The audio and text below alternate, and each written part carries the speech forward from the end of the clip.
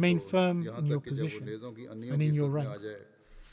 When the enemy launches an attack on you, then hold your position until they come within reach of your spears, and then pounce on them like lions.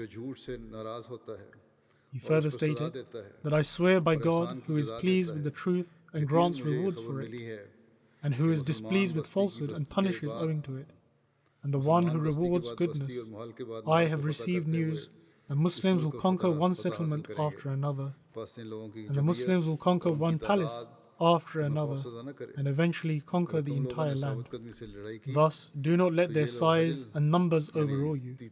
If you remain steadfast in the battle, then they will be fearful of you like the chicks of a partridge and will scatter.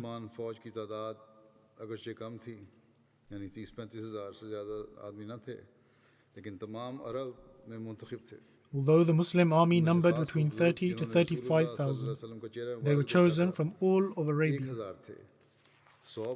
Among them were 1,000 individuals who had seen the blessed countenance of the Holy Prophet, peace and blessings of Allah be upon him. 100 individuals among them had fought alongside the Holy Prophet, peace be upon him, in the Battle of Badr. And more than 10,000 individuals were from the famous Arab tribe of Azd alone. A large group of the Himyar tribe were present, and as well as many brave warriors of Hamdan, Kholan, Lahm, and Juzam. One notable feature of this battle was that women also took part in this battle and fought valiantly. Hazrat Hind, the mother of Amir Muawiyah and wife of Abu Sufyan, who later accepted Islam, would launch an attack whilst proclaiming that sever the heads of the disbelievers. Similarly, Juwairiya, the daughter of Abu Sufyan and sister of Amir Muawiyah, went out with a contingent and fought the Byzantine army alongside her husband and was martyred in a fierce encounter.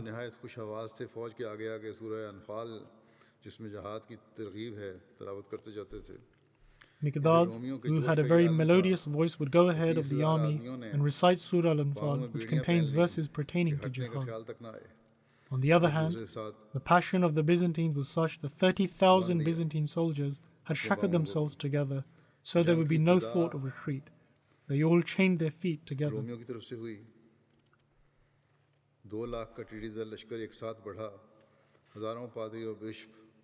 The Byzantine forces launched the first attack, and a formidable army of 200,000 strong marched towards. Thousands of priests and bishops with crosses in hand would walk ahead and recite the name of Jesus. Upon seeing their armaments, someone spontaneously said that Allah is the greatest. What a remarkable army. Upon this, Hazrat Khalid replied passionately that stay quiet. By God, if the hooves of my horse were healthy, I would have said to let the Christians bring double this army. Nonetheless, the Christians launched a fierce attack, and showering down arrows, they marched ahead. The Muslims held their ground for a long time, but the Byzantine attack was so intense that the right flank of the Muslim army broke away from the army and retreated in complete disarray.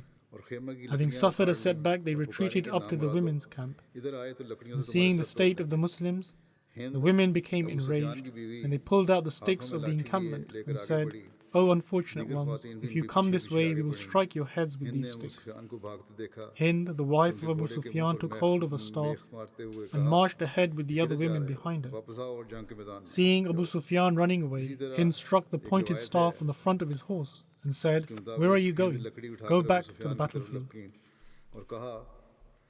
According to another narration, it is said that Hind picked up a stick and ran towards Abu Sufyan, saying, "By God, you are ruthless in your position against the true religion of Islam and in rejecting the truthful messenger of God. Today, there is a chance to raise aloft the true religion and attain the pleasure of God and His messenger by sacrificing your life and attaining honor in the sight of Allah." Thus, with his honor at stake, Abu Sufyan became impassioned, and with his sword drawn in his hand, he penetrated the enormous army.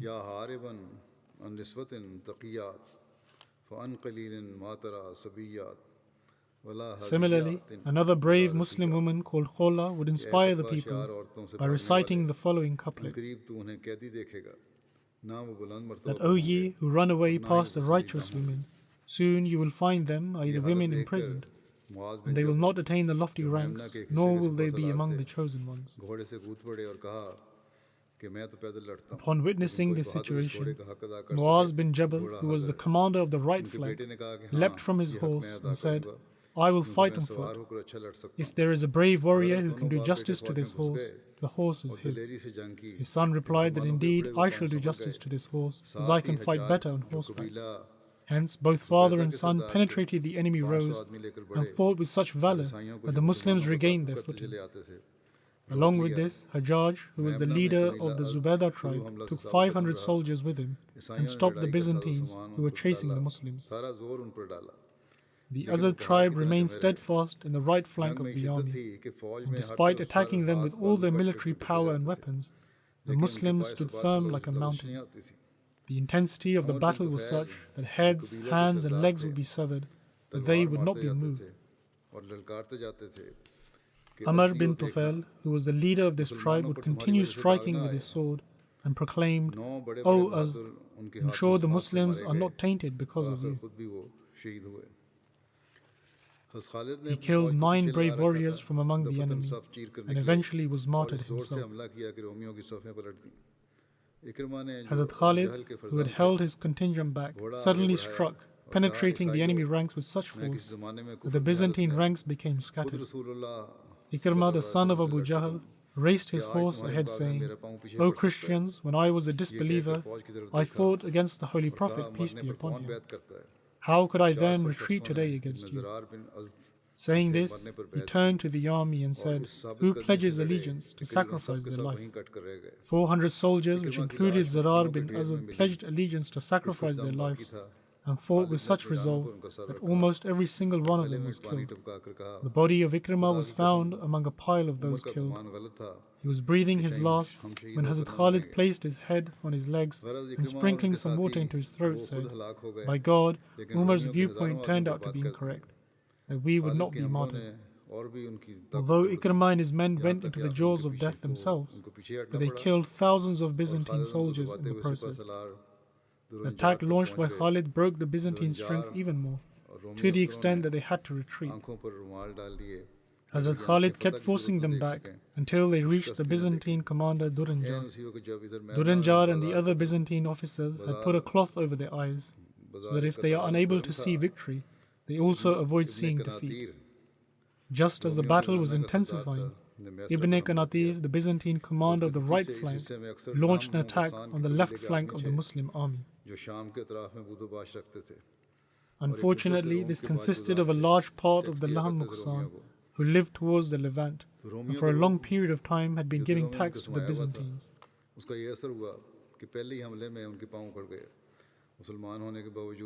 Owing to giving tax for such a long time, they were overawed by them, which resulted in them losing their footing in the first attack. Despite being Muslims, the overawing influence of the Byzantines was prevalent, and owing to this fear they lost their footing. Nonetheless, the Muslim commanders showed great resolve, and if they had shown weakness, the battle would have been over.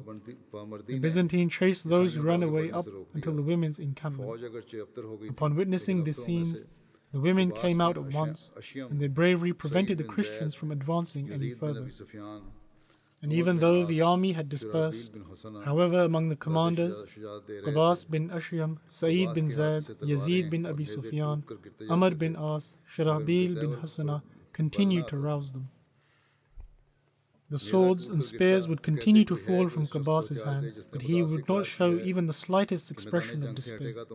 As soon as his spear would break and fall to the ground, he would say, "Is there anyone who can give me a weapon? For I vow to God that if I have to leave the battlefield, it will only be in the state of death."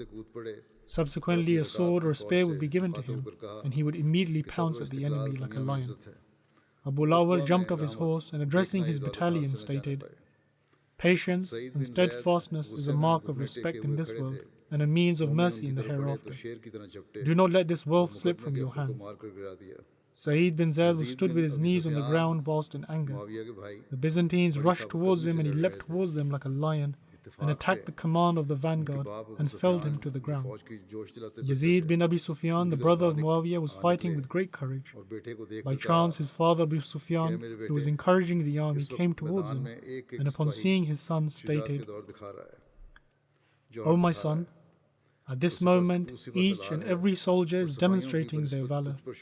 You are a commander. Therefore you possess the greatest right amongst them all to demonstrate your bravery and courage. Thus, if even one of them excels you in this, then it will be a means of shame for you." And Sharabil's state was such that he was surrounded from all directions by the Byzantines, and he was stood like a mountain in the middle, and was reciting the following verse of the Holy Quran.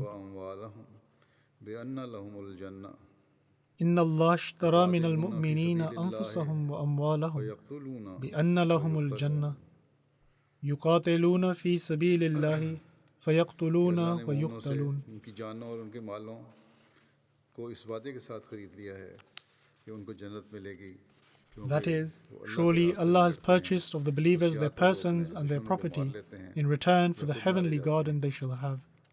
They fight in the cause of Allah, and they slay and are slain. He would raise the slogan, "Where are those who wish to enter into a deal with God and seek the nearness of God?" Whoever heard this would immediately return, and the army which had become dispersed once again reassembled. And Sharabil once again led them into battle with such bravery that the Byzantines, who were continuously fighting, could not make any further ground. On the other hand, the women came out of their camps and stood behind their army and would shout, "If you turn back from the battlefield, then do not ever look at us." Up till then, both armies were having an equal share of the battle. In fact, the Byzantines were gaining slightly more ground. However, when Qais bin Huwaira, to whom Khalid had assigned a part of the army and dispatched them to the right flank of the army, came out from the back and attacked with such intensity that despite the efforts of the Byzantine commanders, they could not keep their army intact. And all of the enemy rows were scattered, and they became overwhelmed and began to retreat. At the same time, Sayyid bin Zayd emerged from the middle and launched an attack. And the Byzantines kept moving back until they reached the well situated at the extreme end of the battlefield. And in a short space of time, the well was filled with corpses, and the battlefield was empty. And thus, Allah the Almighty granted the Muslims an extraordinary victory in this extremely important battle. A noteworthy incident that took place during this battle is that when the battle was at its peak, Abbas bin Qais, who was a courageous soldier, was valiantly fighting, and someone struck their sword in his foot, completely severing his foot. However, Abbas was completely unaware of this. After a short while, when he realized and looked down at his foot, he saw that his foot was missing. Later, the people of his tribe would always recall this incident with great pride.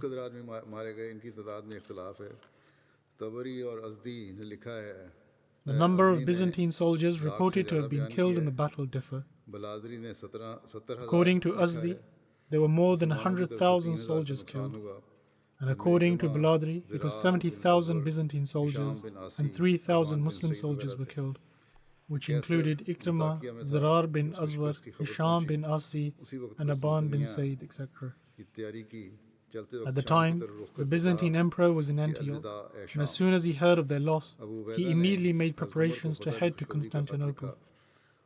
Upon departing, he looked into the direction of Syria and stated, "O land of Syria, I bid you farewell."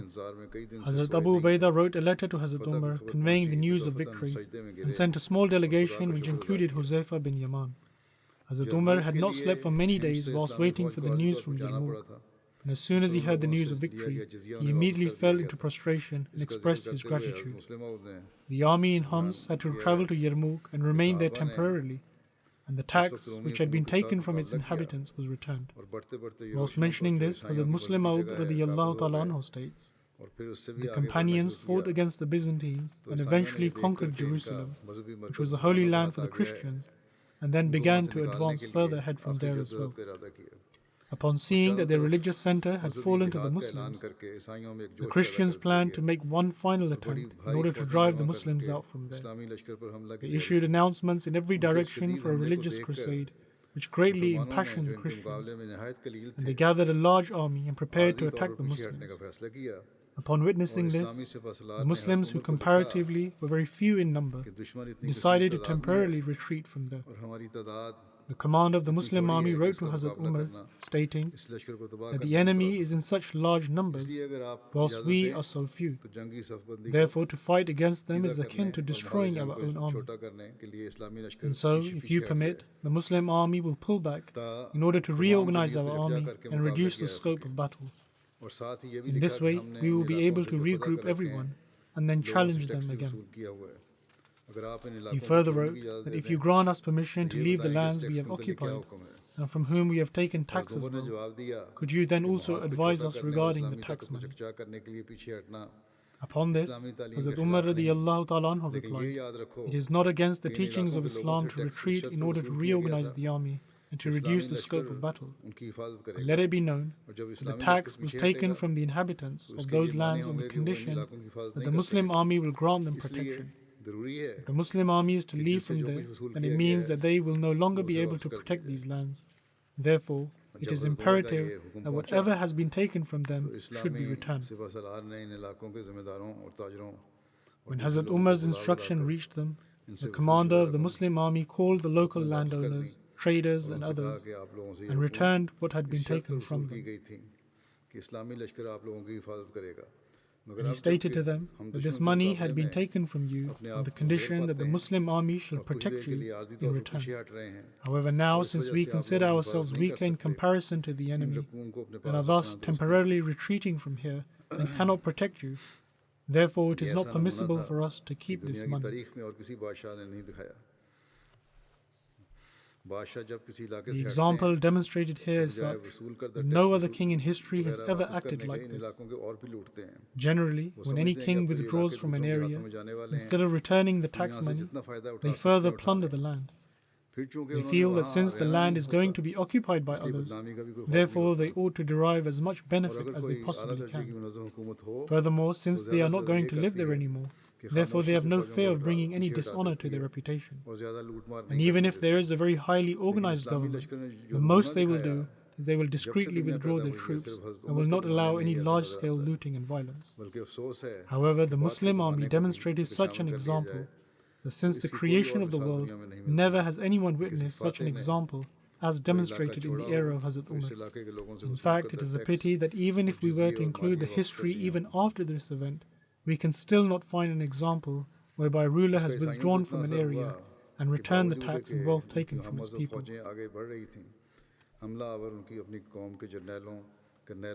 Subsequently, this had such a profound impact upon the Christians that despite the fact that the army consisted of people of their own faith, and despite the fact that generals and colonels and commanders who were advancing forth were from among their own people, including their soldiers, and despite the fact that this battle was now made into a religious war for the Christians, and despite the fact that their religious center had fallen into the hands of the Muslims, and to regain it was now a distant dream, yet the Christian men and women came out of their homes and began to cry and prayed that the Muslims will one day return again. Hazrat Muslim Maud radiyallahu ta'ala anhu had a very firm grasp in his knowledge of history, and according to him, they sought permission from Hazrat Umar to withdraw from there, and also to return the tax money was his directive.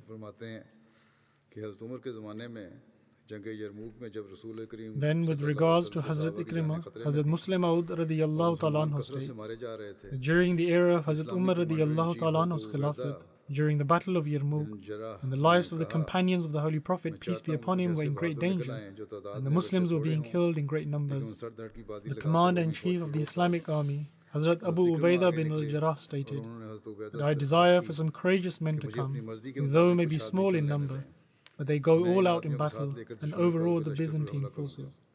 Hazrat Ikrimah came forth and requested Hazrat Ubaidah that let me select some men of my choice, and I will take them and attack the center of the army forces, and will try and kill their general. At the time, the general of the Byzantine army was fighting with great intensity, and the king had promised him that if he gained victory over the Muslims, he would give his daughter's hand in marriage to him, and will hand over half of his kingdom to him.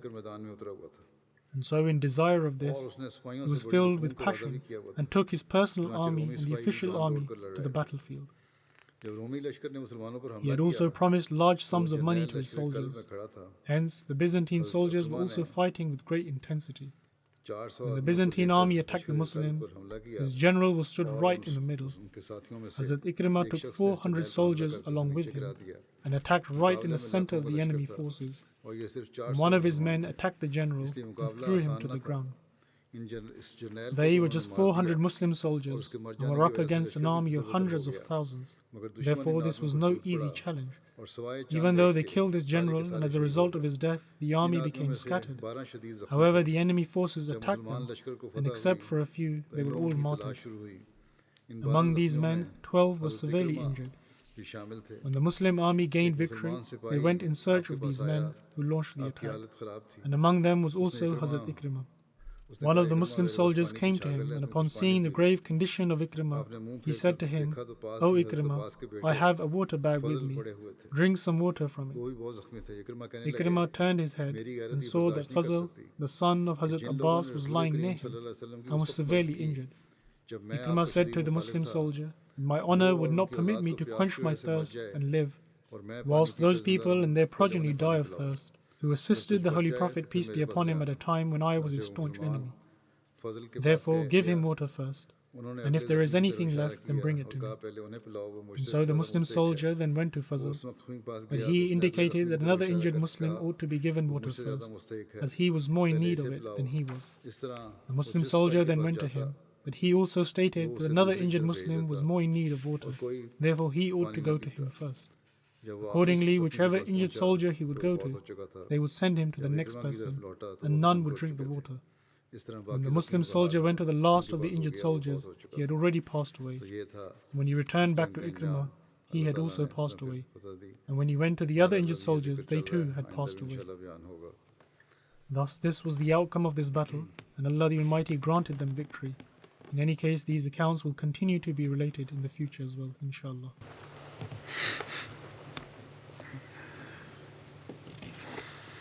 Alhamdulillah, alhamdulillah, nahmaduhu wa nasta'inuhu wa nastaghfiruhu wa nu'minu bihi wa natawakkalu alayhi wa na'udhu billahi min shururi anfusina wa min sayyiati a'malina. من يهده الله فلا مضل له ومن يضلل فلا هادي له ونشهد أن لا إله إلا الله ونشهد أن محمدا عبده ورسوله عباد الله رحمكم الله إن الله يأمر بالعدل والإحسان وإيتاء ذي القربى وينهى عن الفحشاء والمنكر والبغي يعظكم لعلكم تذكرون اذكروا الله يذكركم وادعوه يستجب لكم ولذكر الله أكبر